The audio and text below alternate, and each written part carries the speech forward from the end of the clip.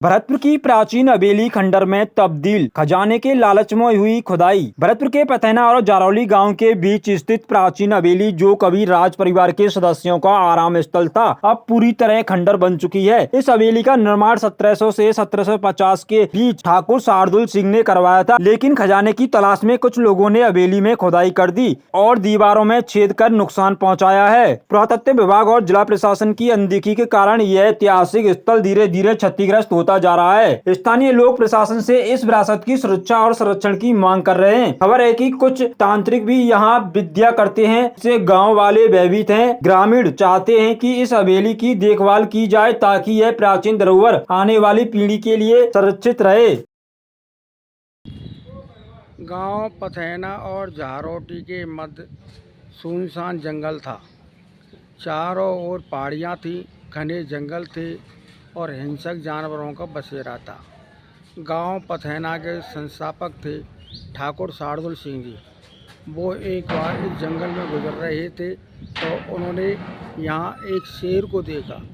जो शेर उनसे आँखों में आँख डालकर बात कर रहा था कि या तो इस इलाके में मैं रहूँगा या आप रहोगे।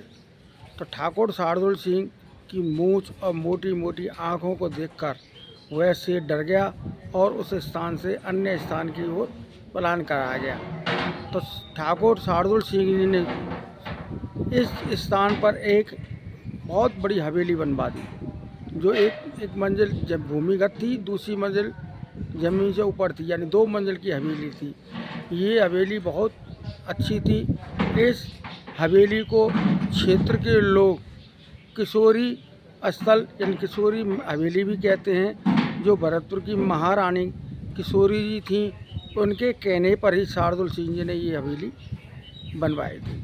लोग इस हवेली में अच्छी तरह से इस स्थान पर आते थे। भरतपुर के राजा महाराजा, उनके परिवारजन सब आते थे। पथैना, हलैना, वैर आदि स्थान के लोग भी इस स्थान पर आते थे। बहुत अच्छा स्थान था। हिंसक जानवरों को शिकार वगैरह भी करते थे और यहाँ पर वर्षा के मौसम में तो यहाँ आनंद लेते थे हरियाली का, प्रकृति का।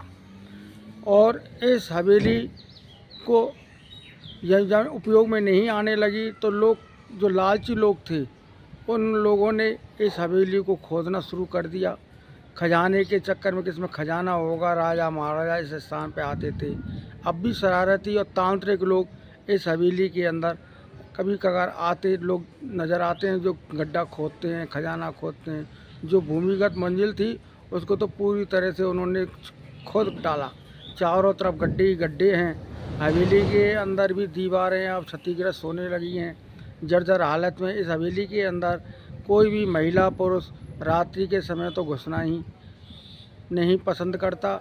उन्हें घुसने में डर लगता है कहीं इस हवेली में किसी प्रकार का कोई तांत्रिक वगैरह क्रिया तो इसके अंदर नहीं है।